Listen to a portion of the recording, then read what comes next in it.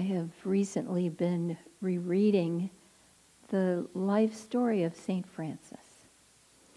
And I just love it so much. I'm sure all of us are somewhat familiar with his beautiful story.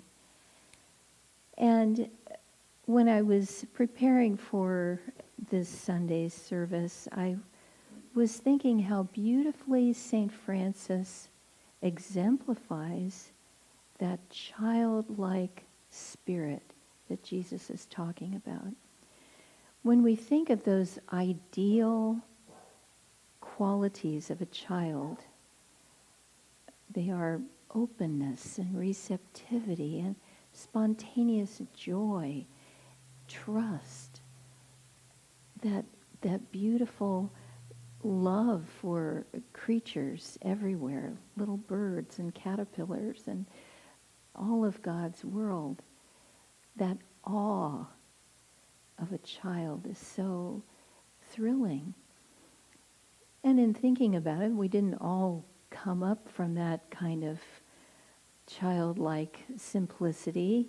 You know, many people have difficult childhoods, and there are many things that we have to overcome to get to that childlike state. The exigencies of karma play out. And there's also, Swami would make a distinction between childlike and childish. And when you think of the carping spirit,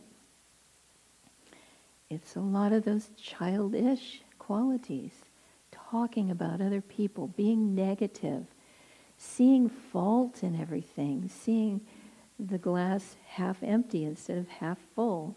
All that sort of fear of the future and, oh, this is going to happen, that's going to happen. That's all the carping spirit. And we need to dig that out of our hearts so that we can be those beautiful childlike qualities of trust in God. And St. Francis was very wedded, he even used that term, to Lady Poverty, meaning, in our vernacular, complete non-attachment to anything. And in fact, Yogananda would often say that St. Francis was a saint in our line because he followed the teachings of our path. He exemplified those beautiful qualities. And so when we think of St. Francis, he was just infectious joy. That's how he went from just being a wandering fool for God. People laughed at him. They made fun of him. They hit him and threw him around. And his infectious love and unfailing joy had thousands of people flocking to him. And he would not plan for the future. He would not try to organize everything. They had a sort of a gathering of all the friars in all the world. 5,000 of them all came to be with St. Francis, this beautiful convocation, conference, just sharing in joy, really. And somebody realized, oh my gosh, Francis didn't arrange for any food or water or anything. Oh my goodness, what's going to happen? And the friars came, and from every point, 360 degrees, the people came with carts filled with cheese and wine and bread and everything they needed. God provided. But that is not being lazy.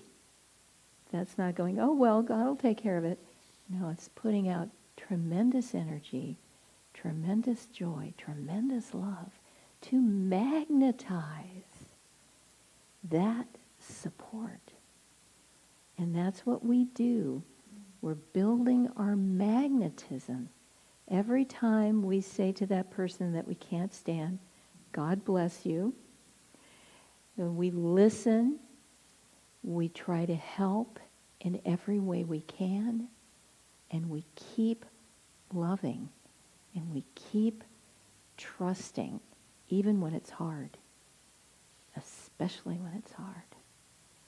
And we practice remembering that the reason that it's hard is so that we can learn to trust. Nothing is accidental. God is giving us the circumstances of our lives tailor-made so that we will learn to love him more and trust him more and be joyful no matter what. So I get upset, and they have their pitchforks and they have their spears and they have all these, tools and weapons that they've clamored together. And he goes up to them and says, "What's going on? Why are you here?" And they said, "Well, there's this wolf. And he is killing our sheep. He's attacking our dogs and our horses even. He's ransacking the countryside, and we have to go to his lair and hunt him down." And so St. Francis says, "Let me go with you." And so they finally reach the area where the wolf's lair is, and off in the distance they see this very large animal walking across the snow. And farmers are very afraid, but they're very determined. And Francis says, "No, let me just go on alone for a moment." And they try to talk him out of it. "This is crazy. This animal is extremely dangerous."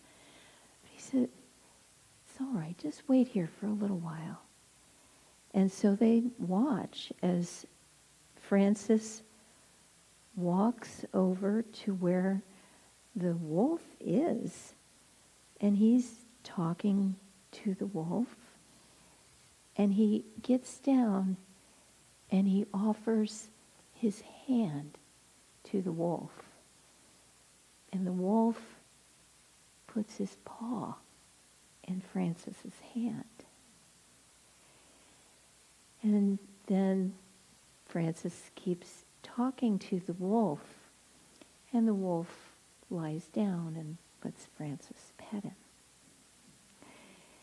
And after a while, the wolf stretches out completely on the ground and licks Francis's feet. Well, if any of you know about dogs, that means they really love you. So Francis is talking to the dog and to the wolf, and he says, he has to make him understand that he wants the wolf to follow him. And so the wolf does. He gets up, and they both walk to the little town with the wolf looking up at St. Francis with trust. And they get to the square, and people are horrified and amazed and stunned to see this enemy, this huge animal, walking like a dog beside St. Francis. And so Francis gets to the square, and the wolf sits down and reverently listens while St. Francis preaches about love and loving your brother, loving your sister, loving all creatures. So the wolf of Gubbio, the little town is Gubbio, becomes the pet of the town. And everybody feeds him and pets him and lets him come into their house and sleep there in front of the fire. This wolf has a divine life. And when he finally passes away of old age, they bury this wolf with great honor and love and many tears for grieving over his loss. And they build a church over where the wolf is buried. And the church is called St. Francis of the Peace.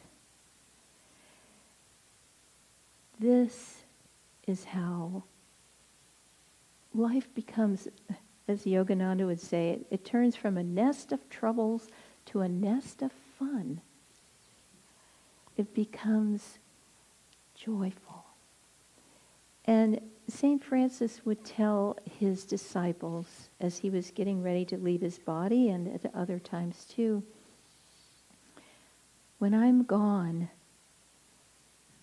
love each other as I have loved you. And he had friars, and St. Clare had the sisters all following this same rule, which was very simple. Basically love and be joyful and be non-attached to everything. And he would tell his people, his disciples really, love each other as I have loved you. And that's not human love. That's divine love. Human love is all about attachment and fear and all those sort of gross qualities that affect the purity of love. And he had people from all walks of life, officials from the church who were very highly placed. He had landowners, knights who gave up everything, great wealth and land and honors, to be a simple friar.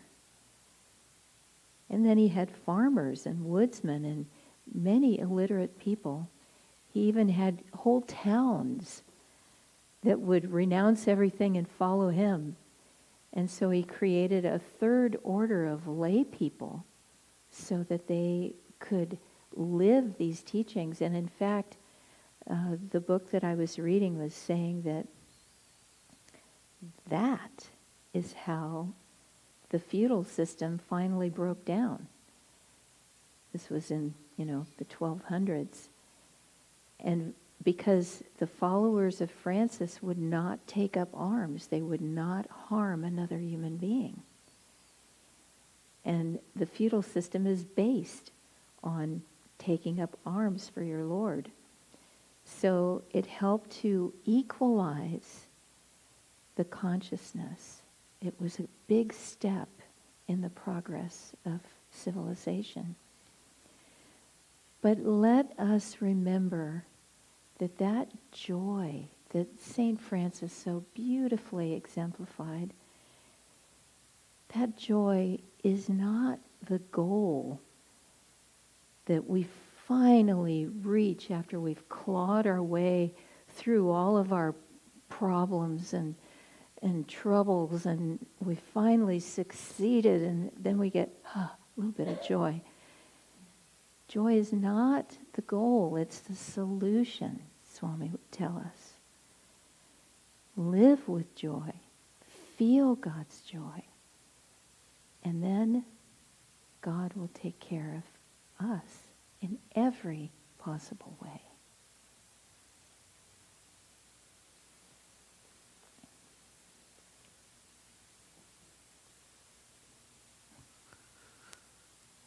That story of Francis is deeply inspiring, and Nirmala didn't share that we both had the chance to live in Assisi, or in the immediate area of Assisi, and experience the vibration there, and a number of us have traveled there over the years. We've taken pilgrimages a few times, and that feeling is still there. That spirit is still there. I will never forget my first summer there, which was the summer of 1988, going into the town of Assisi. I I had managed to acquire a little motor scooter, 50 cc's. It's a small chainsaw attached to wheels, essentially, and it was about as loud as a chainsaw too. It was kind of a squealer, but anyway, I could go into Assisi. It took a while, but I went there one summer evening. It was probably a Friday evening, I want to say, in the summer, and summers in Umbria can be pretty hot, but the evenings are really beautiful, and part of the culture is to have a siesta of the afternoon, and then shops are open late into the evening, and of course restaurants and so on. Well, the piazza in Assisi was packed with people. Assisi, among many other things, is a place where people from all different walks of life and many, many nations come there just to be around that energy of St. Francis. And so the town was full of people, and I had this amazing experience of feeling that the streets in the town were like the hallways of a large home. Like Assisi itself, in a certain sense, was just one big home. And, it had a big living room in the center, which was the piazza. But what struck me that evening was the fact that there was nothing particularly organized about it. I mean, some people were sitting outside at a restaurant, other people were walking, some people had ice cream. I mean, it was just a lot of different activity going on. Somebody had a guitar outside and was playing music, and some people were around him, but people were literally dancing in the streets. Mm-hmm. You sort of hear that phrase, they were dancing in the street. I mean, people literally did that. And it wasn't like somebody was saying, oh, boom, hey, dance, come on, pal. There was this spontaneous joy that was there, and people felt it, and the natural expression of it was to dance in the streets. And that feeling, when you think of a child, the joy of a child, it's not hard to figure out where a child is at. When a child is in their sort of natural element, I've often thought, we were recently at the ocean, and you don't have to explain the ocean to a child. I mean, you do have to take precautions, and you don't want the kid to get swept out on an undertow or whatever. Okay, there is that aspect. There is the parental aspect of the thing. But as far as what do you do at the ocean? I mean, it's like you do whatever you do. That's what you do. Some people get on a paddleboard. Some people go to the edge of the water. They dip their toe in. Some people look for shells. I mean, it's like you find what works for you, but it's like that experience is there for all. And a child just naturally, when they're happy, they're jumping. It's like all the energy's going up. Jump, jump, jump. And when they're upset, it's like stamping, the energy's pushing down. And what Swami is saying in this reading, what Christ is suggesting for us is graduate to the divine, childlike nature of your soul. He's not saying go back to childhood, which is naive, which doesn't understand the dangers of the traffic on the street. I remember Swami saying, when little Johnny runs out into the street, Mom doesn't just grab him, she whacks him, she drives it home. Look, don't do that. That is dangerous. I mean, she has to make the impression, make the point that you can't do this. So, I mean, there's that little aspect of it. But think of the childlike spirit of a saint. A saint, so one of the stories of St. Francis, the fascinating story, is that he takes a pilgrimage to the Holy Land, and he goes to visit the Islamic I don't even know what Sultan. Sultan, and passes through all this danger, and talk about the Wolf of Gubbio. I mean, you don't just go and meet the Sultan. I mean, that's just like, no, you don't do that. Well, he did, and the Sultan received him, and I can tell you, to this day, because I got intrigued by this episode and the life of St. Francis and the interfaith aspects of this, literally to this day, academic papers are being written about what happened there and the implications of that. I mean, it's because I get them on my email every so often. Somebody has written yet another doctoral dissertation on the implications of Francis going to visit this Sultan.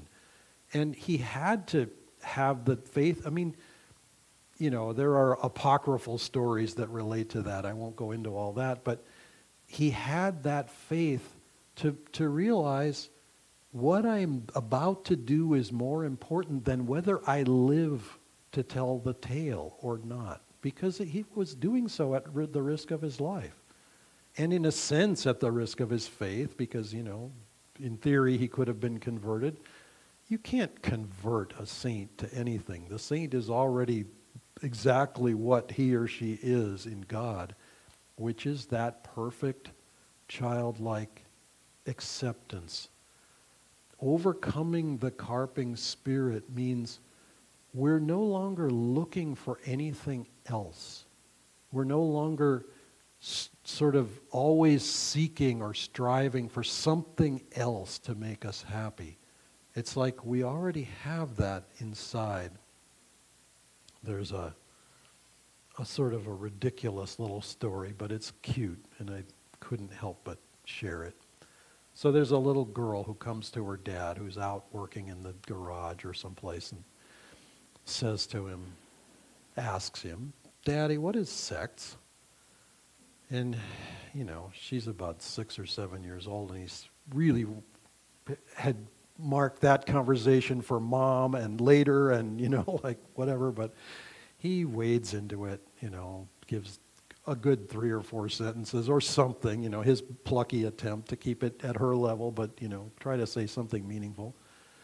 She looks a little confused and says, "Well, what is a couple?" And he, okay, and well, the pair, and gives a kind of a slightly more nuanced discussion of, 2 people, whatever. She again looks a little confused and said, "Well, Mom said lunch will be ready in a couple of secs." So, and goes toddling off. Well,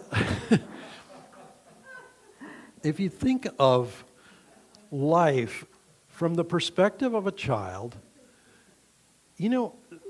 sometimes you ask a question and you get this very bizarre kind of non sequitur response from life. It's like it just, it feeds you something that you were not really asking. You didn't know you were asking, but that's what comes.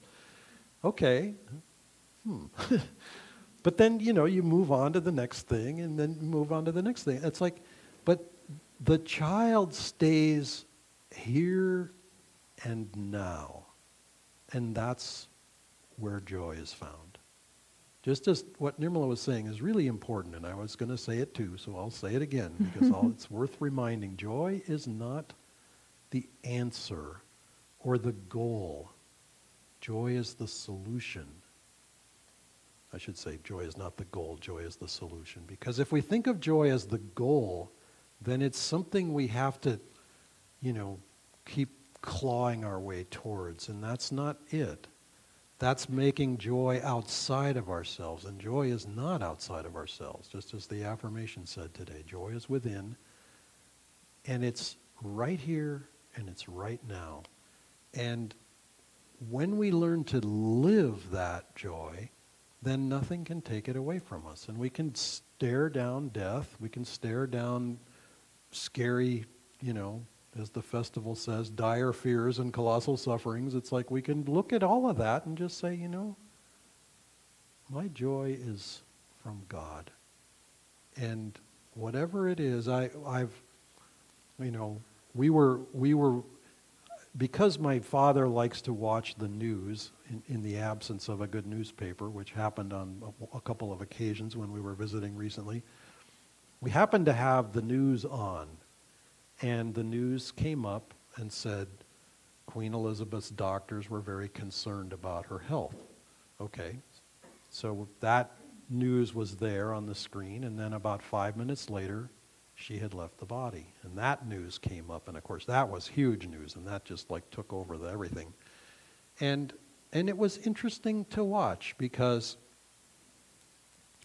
we get affected by somebody else leaving the body, somebody that we've sort of, whether we knew it or not, we've sort of relied on the presence of someone in this world. And if they're close to us, we might have relied on them a lot. And again, perhaps knowingly or unknowingly. And yet, and a friend of ours left the body recently at Ananda just a few days ago, unexpectedly.